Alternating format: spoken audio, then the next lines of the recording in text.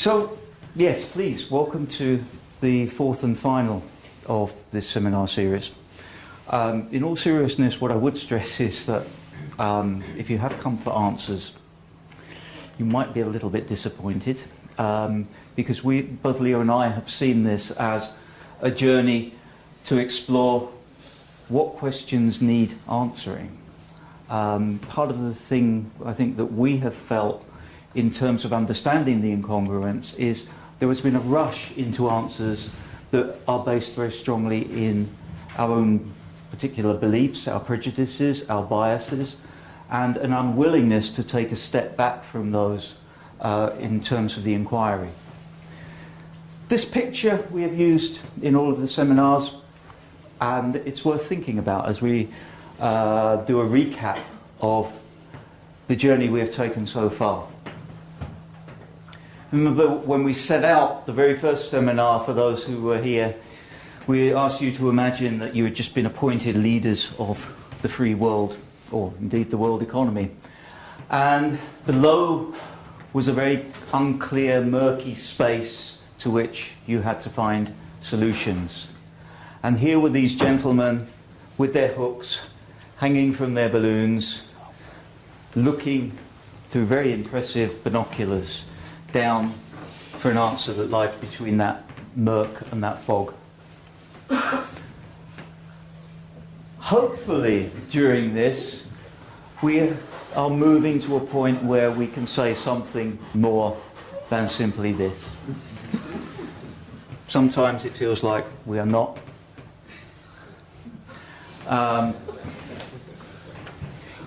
One of the things, though, along the way that we have discovered is there is a lot of talk about a Green New Deal. There is a lot of talk about green action. We had the example of Tesco, not wishing to point out Tesco as being better or worse than anybody else, but unfortunately as an organisation that made more statistics available to allow the analysis. And what they are focusing on was about the retail part of greening, to have zero carbon stores. And we talked about that actually the real challenge in terms of zero carbon retail lies in terms of the products and in terms of the customer transport to those stores. And we saw this again with the airline industry. We saw it again with the energy sector. That each time, each sector that was engaging quite seriously in climate change debate was missing the target. Perhaps not by a lot, but certainly enough. And we talked in terms of there being people carrying around a beer belly. And at what time did that beer belly become something that was unsustainable and entered into metaphorical obesity? Part of the reason for that was that the focus tends to be on trying to modify consumption, trying to modify investment, trying to modify the income, goods and services. These outer wheels that link business with households. But hoping that we don't have to touch this green inner wheel of productivity and innovation. The inner wheel that is about growth. And where that left us was that companies had to adopt a strategy of growth, but at the same time were confronting an external environment that was looking very, very different, that was incongruent. Why does this do that? But that all of the elements of the current environment within which business operated, the societal, the political, the legal, and so on and so forth, all of that supported the idea of growth and was not congruent with the external environment. The new external environment, the one that we talk about as the climate change economy or the climate change society. And so we looked at some of the alternatives that are currently on offer. And we have the example with Nick Stern and others that we called green business as usual. Not a Green New Deal, not something that is particularly innovative, but essentially a green business as usual which encouraged incongruence, continuing incongruence, and was affected by the incongruence in the political, economic, social systems, and questionably technical, legal, and behavioural. That plutonomy, encouraging the growth in wealth amongst the few, actually proved more congruent than some of the other options that were on offer. And we talked about Tim Jackson, Bill McKibben, the sufficiency economy of Thailand, and so on and so forth. The prosperity without growth. And again, we saw that there was this continuing areas of incongruence. The idea that one could transform into those economies, and that one could transform into meeting this challenge here of going from this level of carbon intensity down to this level of carbon intensity within the first 50 years of this century. And that is really at the core of this, is how do we meet that challenge where 9 billion people can reduce their carbon intensity while at the same time achieving an acceptable level of standard of living and prosperity. And part of that is to understand that there's not a lot of clear-cut examples of transformation in particular that goes against the economic trends, but there are examples, and we talked last week about the example of transformation of the slavery industry, how transformation can be affected not just by economic incentives, not just by the economic conditions, but by a range of other elements, including what we see as a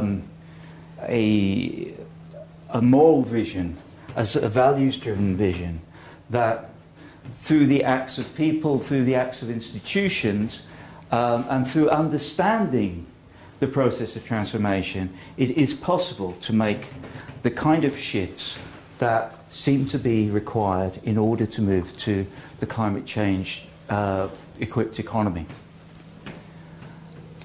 When we started this is from trillionthton.org, which is run out of Oxford University.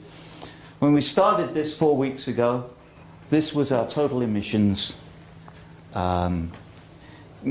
cumulative emissions from fossil fuel use, cement production, and so on and so forth. 552 billion tonnes of carbon. Based on that, if we were to avoid the 1 trillion tonnes of carbon, the level at which climate modellers say we must keep below having 1 trillion tonnes of carbon, or else we can do nothing about avoiding the 2 degrees centigrade rise in temperature, then we needed to start acting on the day of that first seminar, and otherwise we would reach the trillionth tonne on the 27th of August 2044. And it's been 4 weeks since then. We've used 750 million more tonnes of carbon, and now we've gone from the 27th of August to the 9th of August. When we talk about this, we are always talking about there being a strong time element that is going to both focus our choices but also to limit our choices. And what we came up, in terms of talking about this, was this idea of good growth. That growth seemed to be, whether we liked it or not, whether ideologically we approved of it or not, growth could not be removed from the system without seriously affecting this time horizon. And today we're going to look a bit more at good growth itself. Thank you, Mick. Okay, so this good growth term, what would we like good growth to deliver?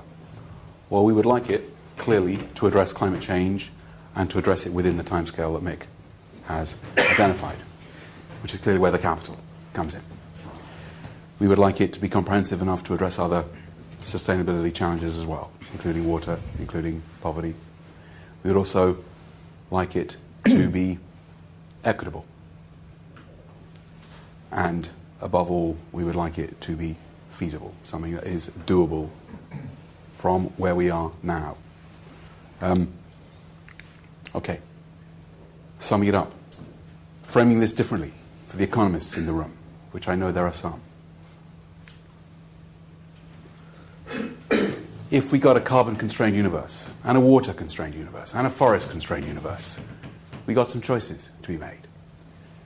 What's interesting is to see an argument that in terms of congruence we appear to be heading towards scenario one, where those constrained resources go towards creating luxury goods, the third iPod. Is there, and this is a double question, first of all, logic in this model? Excuse me. Where we do look at a shifting external environment where there is poverty, where there are these megatrends around constrained resources. So first of all, is there an external congruence logic?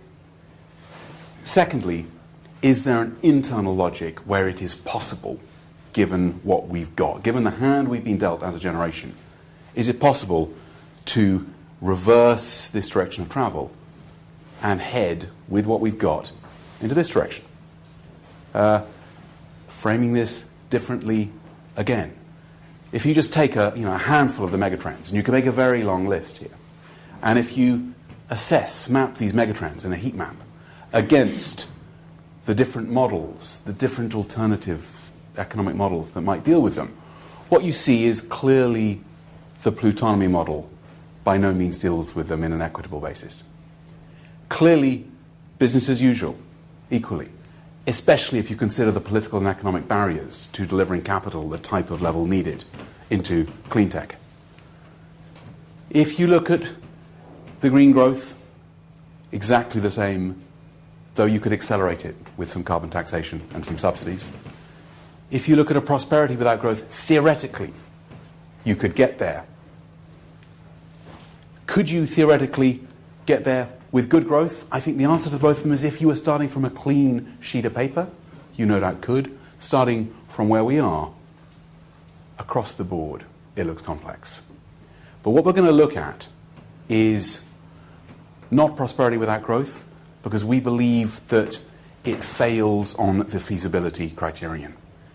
That to reject the engine of growth is to change the DNA of what the economy that we have got gives us, and that within the time frame that we've got, and facing the poverty constraints that we've got, and facing the need for adaptation that the poorest of the poor have got, it could be that we have to look and explore whether growth of a form can deliver. So the option that we're going to be looking at is this last, good growth,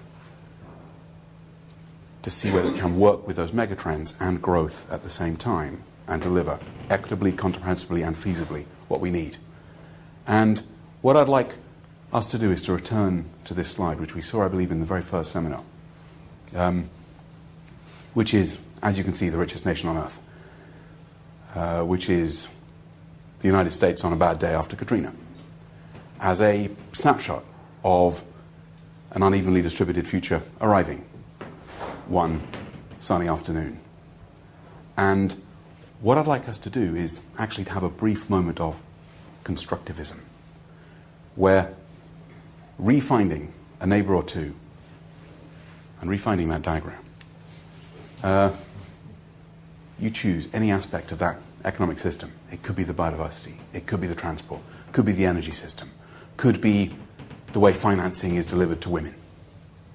You name it. Find any aspect where you think it's possible to do things better.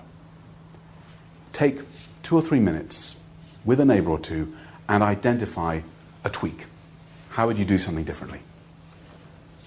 Something concrete you would change. In the United States. There. Reimagine that picture, turning it from car crash into a working economic model. Preventing it or fixing it? Very good question, Jasper. Not having to clean up that car crash, but taking those problems and preventing them. Coming up with an alternative model that does the opposite of those problems. Not a bad answer. All right, so with that as a principle. Take 2 or 3 minutes for the. Just come up with one idea. One idea. All right. What I'd love to do, actually, let's share some of these ideas.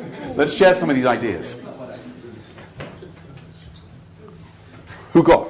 What could be tweaked? Any thoughts? Let's just get 5 or 6 thoughts out on the board. Yeah, Please, Ruud. You need to create a social, just society in order when events like this happen that you don't see these sort of things happening. Okay, so address the income inequality issues in which that it's an African American community that's left without the vehicles, that's left without the adaptation. Yep. Okay, a small tweak there addressing income inequality in the US. Thank you, Ruud. Okay, great. Okay, great. Good tweak too. Please, ma'am. I'd just like to add to that because it's relevant that we problematise poverty a lot, but actually we should be problematising gross wealth a lot. I love that. What causes poverty? Wealth. Well, it's not what problematise.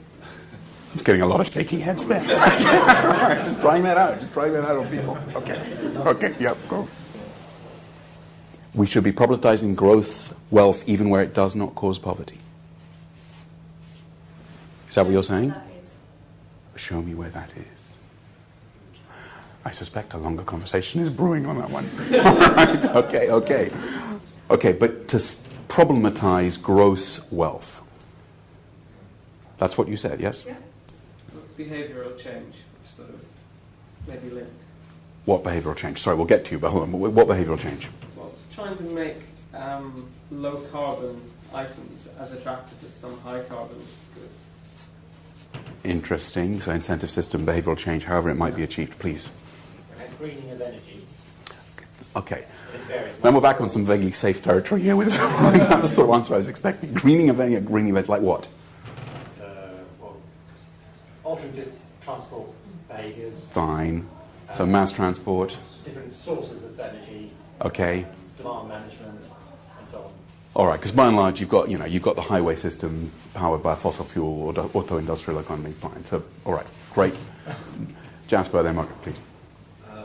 We need to find the money to constantly renew and decarbonize infrastructure. So we need a maybe $15 a ton carbon emissions charge put into a hypothecated green infrastructure fund.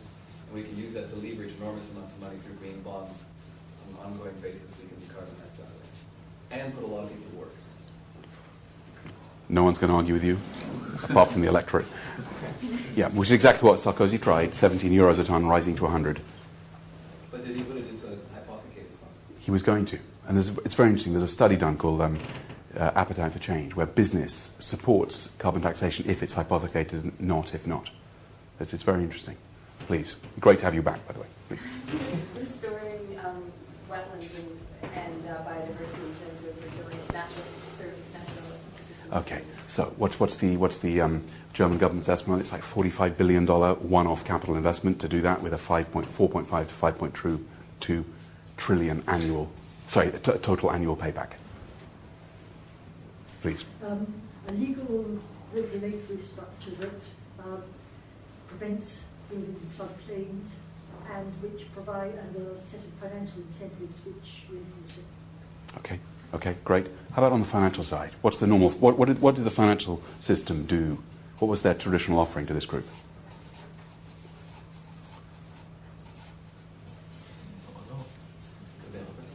Well, they did. It was not a lot, or it was the subprime.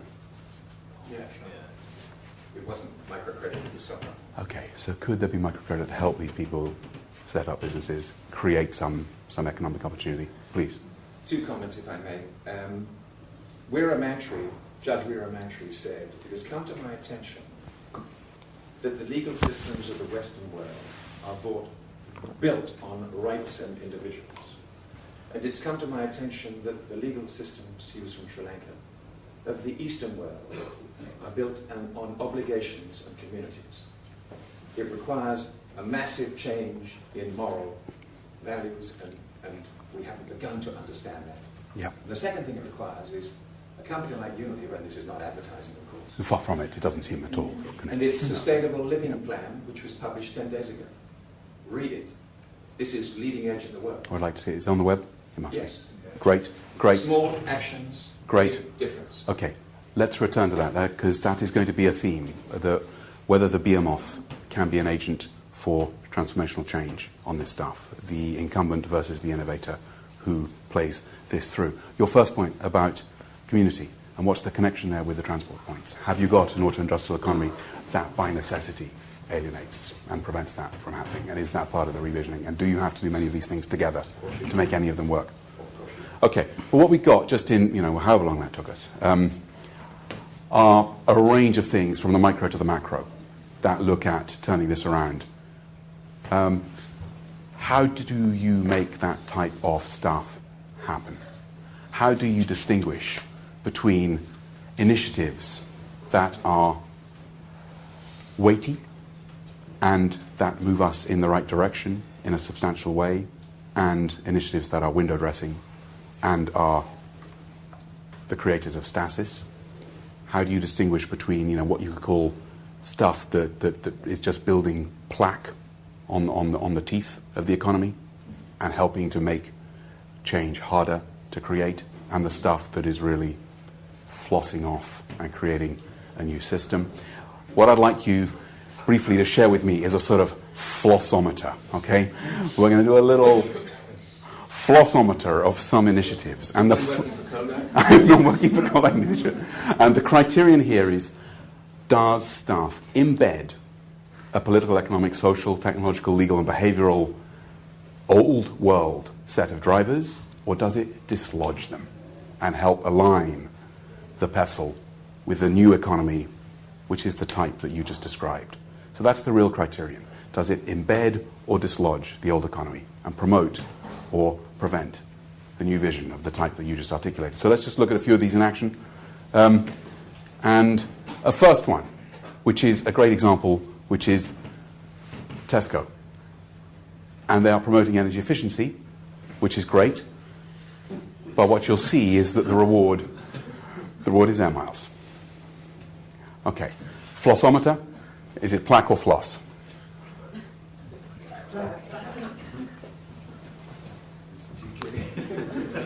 I mean, what is great is that this is a giant looking at its force as a retailer. And it turns out that the picture is actually much more nuanced, and it was their marketing department who really screwed it up, because they think that lights rhymed with flights. Actually, it's a much more nuanced ad this. Okay. This is great. Okay? And this is a genuine piece of diligent web research. Okay? This is the hard butt missile. I absolutely swear it is the hard butt missile. And I got good news for you folks, which is the hard butt missile has joined the 1010 campaign. Plaque or floss? Plaque or floss? It's floss, depending on where you aim it.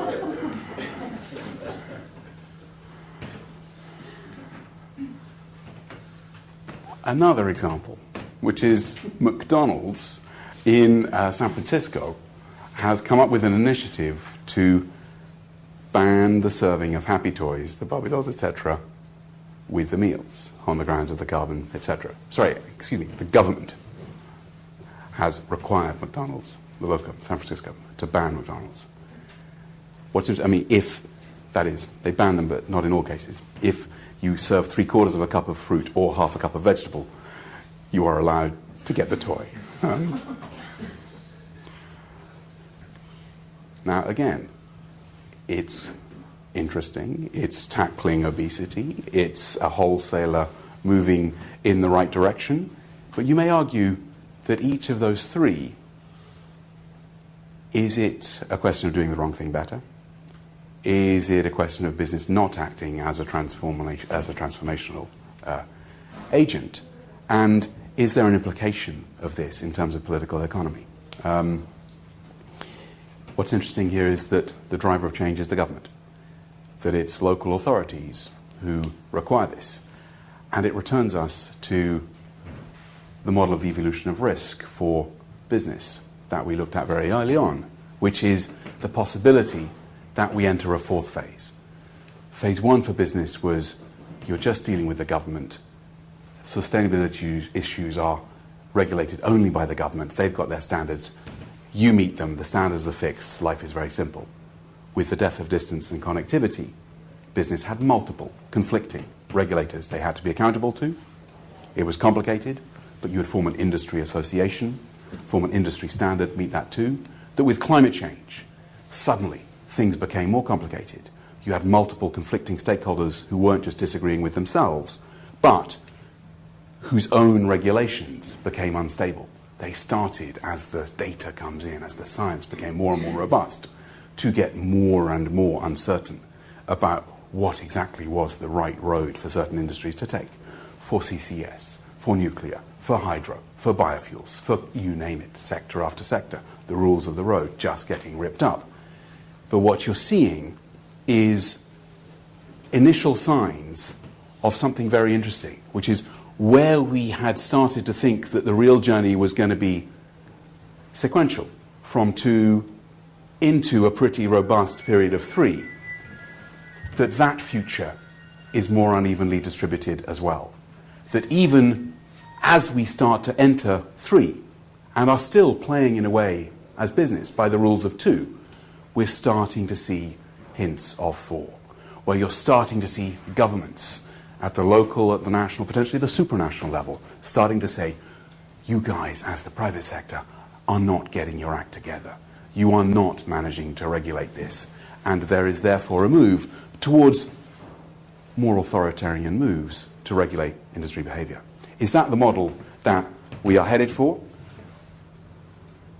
Or has business got the possibility to act as an agent for change to deliver good growth? And what I'd like to do is to sketch out 2 visions, both of which may be flawed, both of which may be contradictory, but which could possibly exist, and not just that, coexist and be synergistic.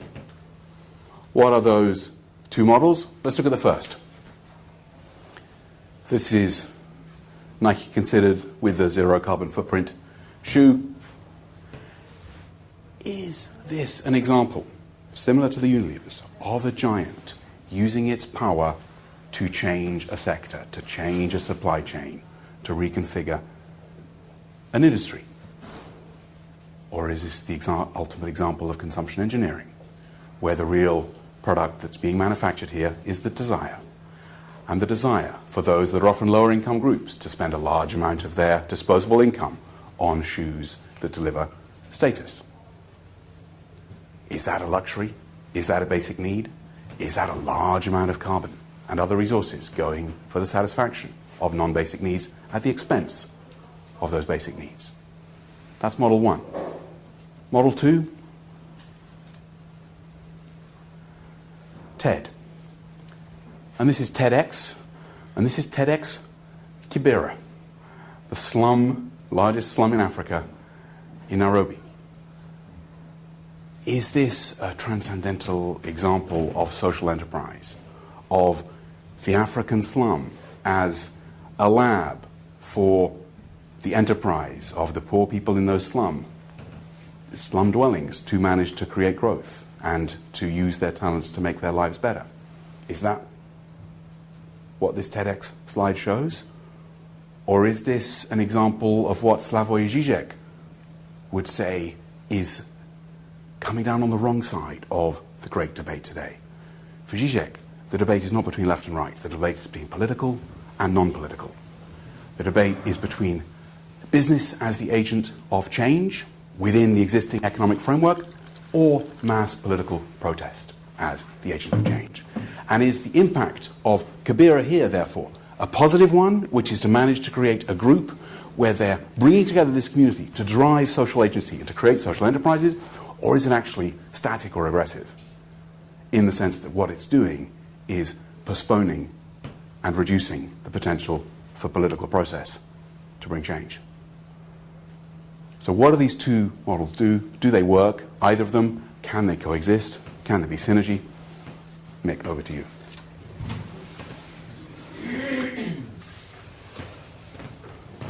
And this is the question we'll pick up on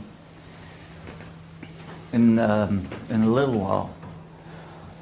But first, part of the way along the seminar journey has been to point out that whatever kind of transformation we are talking about, if it's to be a meaningful transformation, there are barriers. There are barriers that need to be addressed. There are elephants in the room that needed to be recognized. Often many elephants in the room. So we talk about the technology. That for some, the technology exists. It's just a question of bringing it into realization, and then we can make that smooth Swedish left to right hand side driving transformation that we mentioned last week.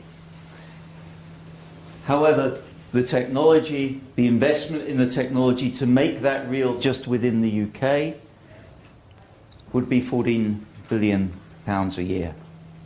Way more than the cuts that are already causing so much disruption and so much disturbance and unrest, anxiety within the country. So maybe the technology is possible. Sometimes it's a bit of a leap of faith. But even so, the financial conditions for realizing that technology may not be there. We talk about the economic model. We talk about the barriers that exist there. Well, maybe as with Nike Considered, where they are talking about a shoe that is based on renewable resources and recycled products. Plan A, similarly, the plan of Marks and Spencer's to become a sustainable retailer. Maybe this is a similar kind of model, testing the boundaries of our current economic model to see how sustainable could a retailer be in the 21st century. And so Plan A, with its 100 commitments that it reports on publicly on a regular basis, that has already contributed 50 million to the company, which might not sound a lot, but if they were to achieve that same growth, that same increase in income, they would have to, that same increase in profitability, they would have to increase their revenues by £1 billion. They have achieved similar returns simply by investing in Plan A, which was not set out to be a profitable enterprise. It became a profitable enterprise. Or do we say that along with some of the ideas around social entrepreneurship, maybe fair trade is the model that appeals to us?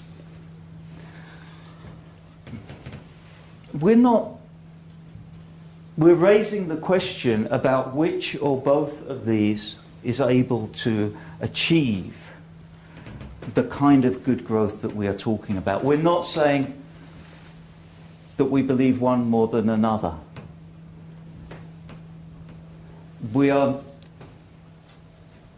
in fact, one of the things that we are saying is that probably our preconceived beliefs may get in the way of making a proper judgment call.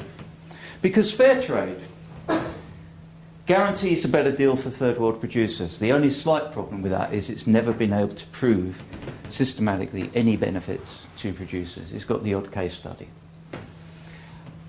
Part of my research life, along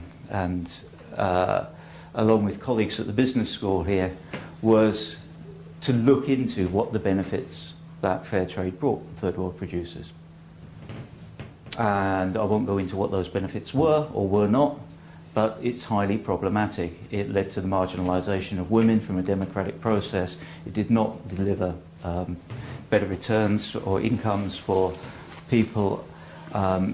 It certainly could never guarantee this better deal for third world producers. But the interesting thing with that is that when we announced our results, we got various feedbacks. We got feedback like we were called free market fascists, which was interesting. We were told that it can't be right. Fair trade benefits millions of people.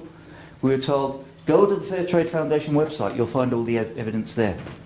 Go to the Fair Trade evidence website. Go to the Fair Trade website, and you won't find the evidence there.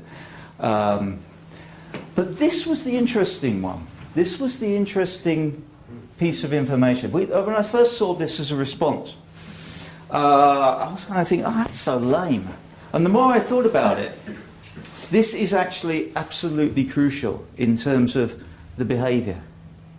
That people want to believe they are doing the right thing, and they're not necessarily bothered about what the actual impact is.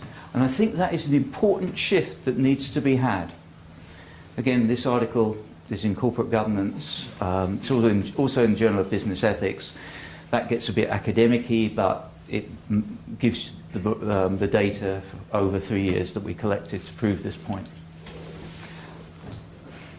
Another one is simply the legal situation. Your fiduciary duty is to make a profit for your shareholders. The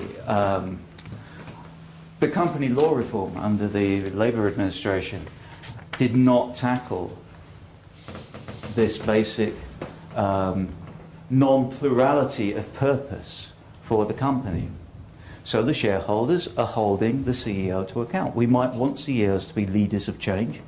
We might rather that the CEOs actually stopped trying to have a big social mission and kept out of the way, given the track record of some of them. But either way, this is a legal barrier that we have to deal with. And we have the behavioural element to it. We were talking, somebody mentioned earlier about the behaviour challenge here. And in Katrina. There was a survey just done. I can't reveal too much of the data. It's not a survey done by us. It was a survey, global survey done by somebody else, but it's still confidential. It's captured, though, the findings in this. This is a movement that exists in California. And it was about smart meters, and it was attitudes towards smart meters around the world. And our government now is saying smart meters, this is the way to go. This is the way that we are going to change people's behaviour. What do you think the response, the majority response, the largest response to smart meters was worldwide? And this was fairly irrelevant what country it was done. What do you think the biggest attitudinal response was?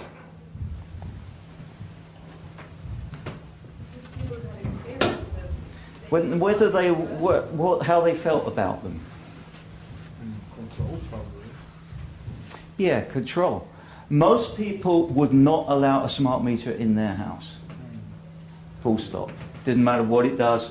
Don't want it. Don't need it. And those that then said that we would like it would do it on the condition that they were paid to do it, and that there was a guarantee that the price of power or price of energy would go down. This is so out of sync with current thinking on where we are going with the technological solutions. And yet you risk that same kind of backlash. But the flip side to that behavioural constraint is to think about, okay, where are the accelerators? Where are the accelerators that are going to move our strategy of growth to a strategy of good growth and bring us more congruent with the external environment? Okay. So we had the really quite enjoyable experience just this afternoon of being with a group of about a dozen or so, many of whom are in this room, where we discussed some of these thoughts. And it was an extraordinary and, as you would judge from the people in this room, quite eclectic group of people. And there was a lot of really quite interesting ideas around this. And they covered the whole range. You know, the question is, what can you do to adjust these elements to make them more receptive to the type of initiatives that we've been talking, to enable those types of initiatives to grow and flourish? And they ran the board. We had embers, as we were calling them, embers that could be blown on, and a number were identified. I don't know what the sort of most faithful way is to the conversation we had. Do people want to briefly summarize the ones that they came up with that really meant something to them? Do you want to spend a couple of minutes doing that? Yeah? Give us a Who was that? A lot of interesting people in the room were here. Does anyone want to come up with a couple, or shall I go through a couple and then we can play through it as the room? Bridget, do you want to come up with a... Growth accelerators. The power of conscious intention to create a field within which new things happen unexpectedly. Make a radical difference to a situation. It's a durable thing, although it's invisible. It came very strongly. There was a lot of focus on these areas. There was focus on areas across the board. So on the legal side. Lawrence raising some of the questions on the legal side. Yeah, or sort of global justice, perhaps more than just the legal side.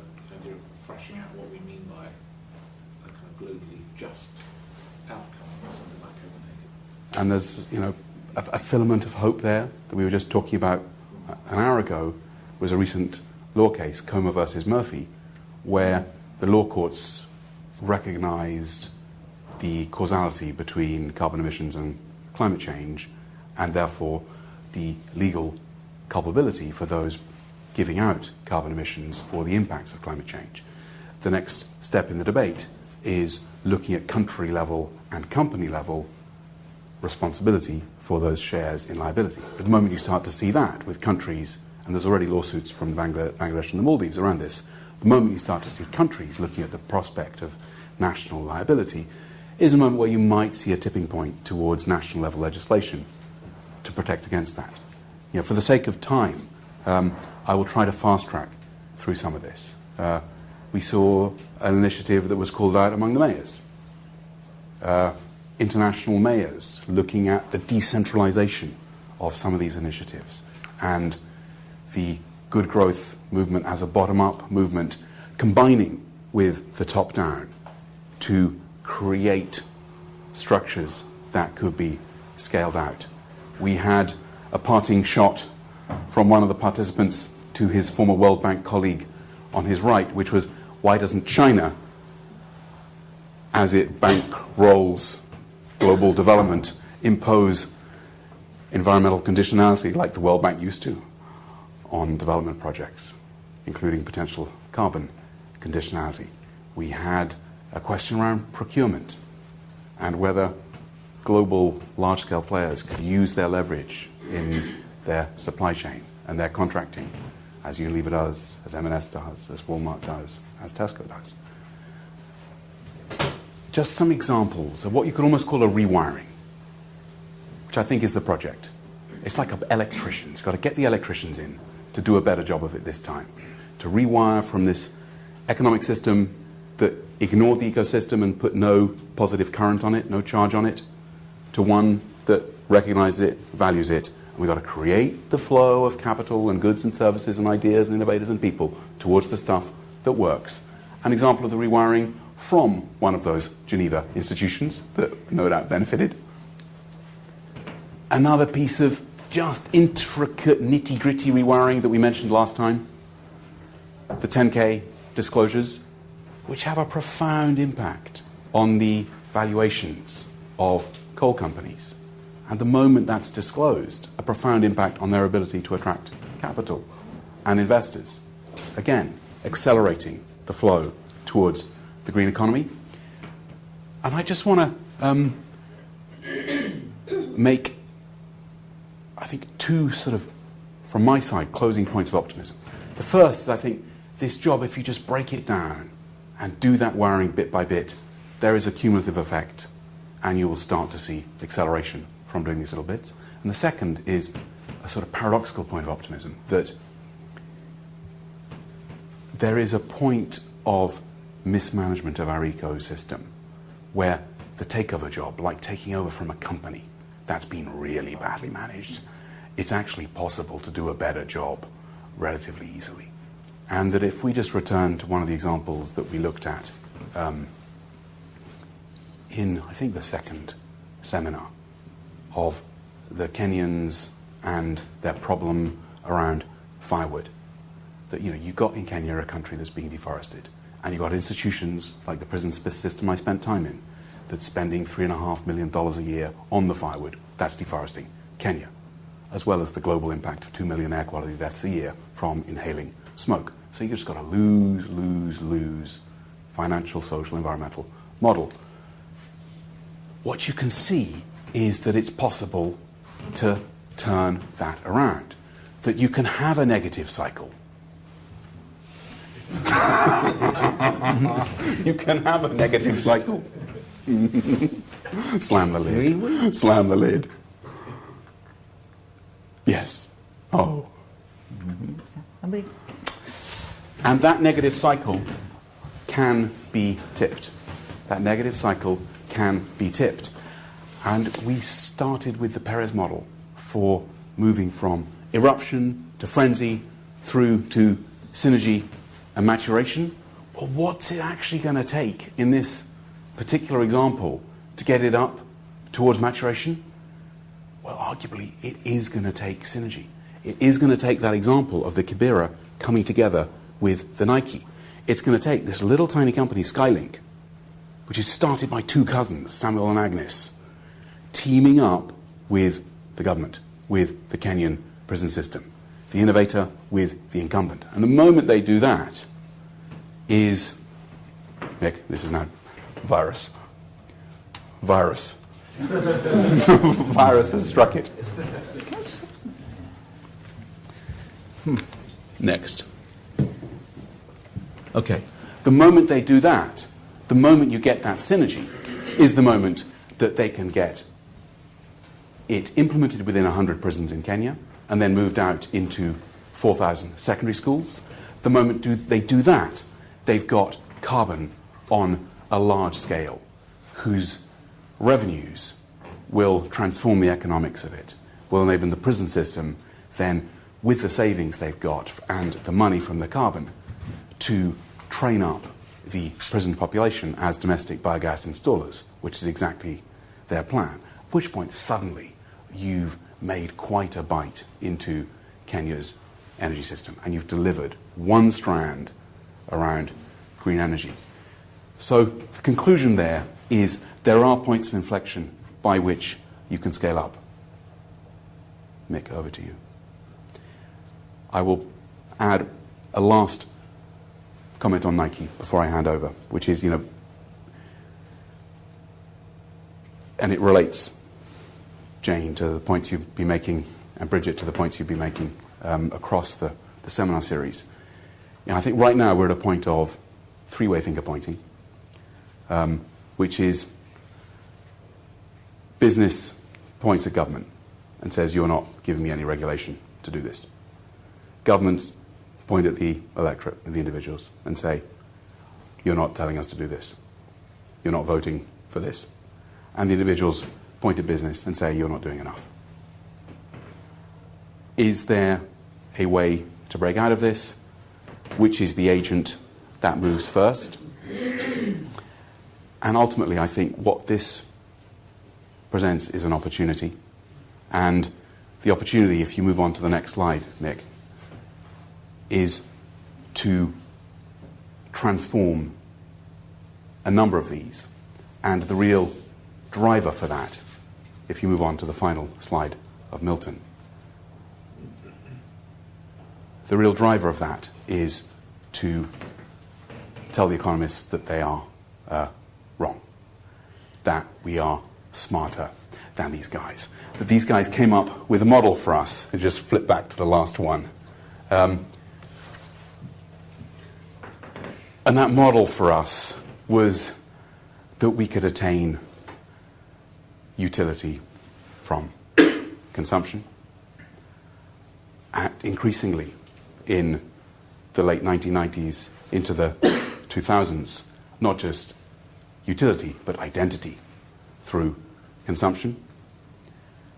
that became the form of economic activity that dominated us in our purchasing and in our conceptualization of ourselves, and that ultimately was an alienating and disconnected form of activity whose links with utility have been shown to be fairly ineffective.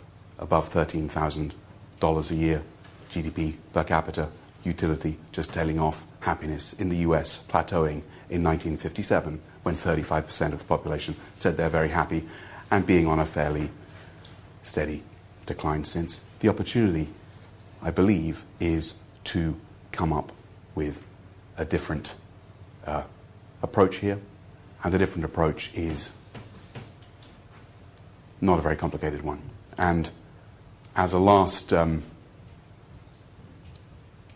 act on this, I just invite any of you who haven't done this just to think for 30 seconds about the last time you were really feeling totally engaged and rocking and happy and totally in tune with things. Just think about a moment when you were really feeling in a good spot. And just make some sort of nod or noise or whatever if that moment coincided with you purchasing a product. We're just better than that. We're just better than that. That we know the stuff that works for us is, the often nightmarish and painful but ultimately satisfying stuff of connecting with people. And it's going to be the process of re-establishing this connection, including the connection with those whose basic needs are unmet, and helping in our lives and through our businesses to deliver the stuff that will provide them with those basic needs that I believe has got to just be much more correlated with satisfaction and with joy and with a real sense of doing stuff. And the moment we do stuff, if you go back to the incongruence diagram, the moment we do stuff is the moment where suddenly we're seeing the force of those individual decisions being played out and their ability to catalyze change in who we elect at the local level, at the national level, in the decisions we make in terms of purchases, in the companies that we invest in the companies that we work for, in the decisions we shape in the business lines that we lead. So where do I put my own personal money in terms of the accelerator of change, the jiu-jitsu move that will do stuff? The thing that you could call, though I'm not going to use this term, the answer, that it is all interior. It's all internal.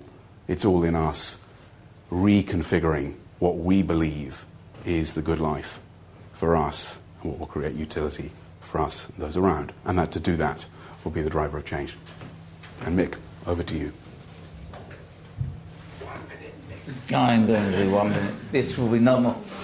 I mean, it's in some ways, that is the conclusion of the 4 seminars. This is the epilogue, if you like, which hopefully is also the prologue for where we go with this. Because one can imagine something that we think will be better. I think there is a danger there. I'm always reminded when I think of that somewhere in the past is somewhere better than today. I'm always reminded by P.G. O'Rourke's question or statement, then if you think the 1950s was better, think of dentistry.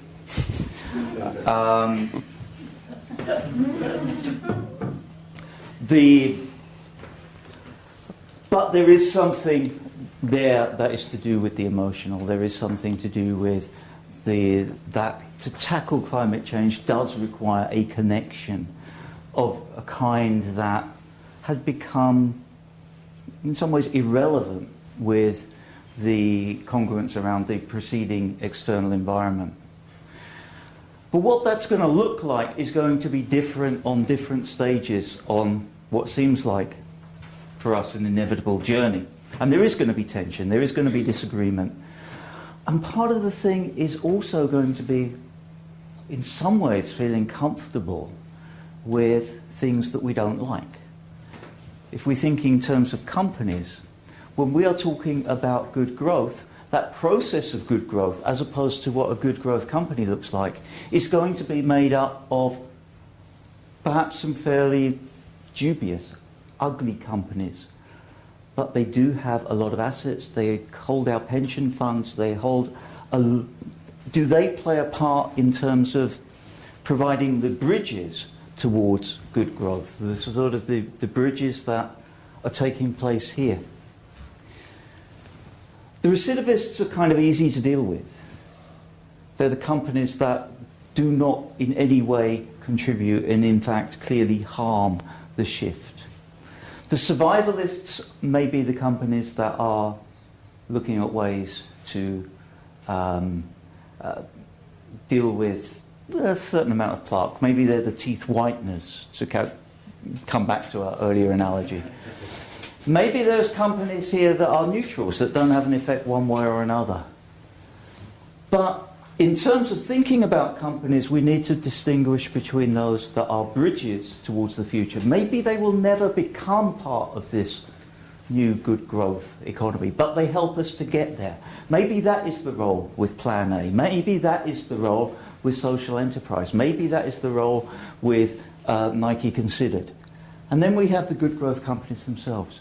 And part of the congruence is finding the political, the economic, the behavioural, the societal, that recognises this and doesn't get too judgmental, doesn't get too preoccupied with saying, this one's right, this one is wrong, this one's right, this one is wrong.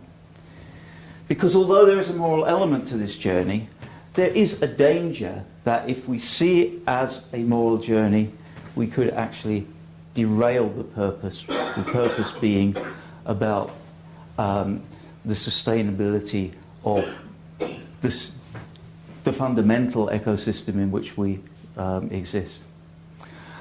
And with that, I will remind you that this is where we are aiming for. This is the time that we have to operate in, and conservative estimates, this is the amount of reductions that we need to achieve during that period of time. Every year, 2.3% per year. So I don't know why you're sitting here, rather than going out there, other than you might enjoy the Q&A. Thank you very much. Well, thank you.